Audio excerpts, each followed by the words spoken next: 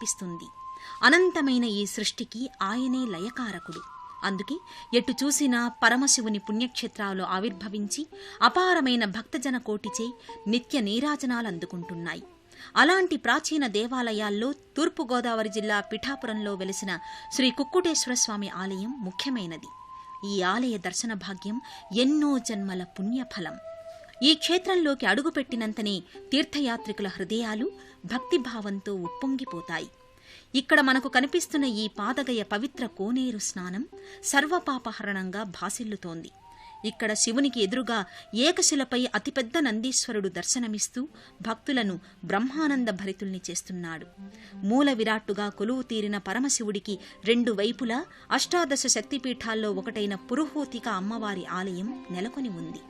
ఈ శక్తిపీఠం మూలంగానే ఈ ప్రాంతానికి పిఠాపురం అనే పేరు వచ్చిందని చరిత్ర చెబుతోంది. శివుని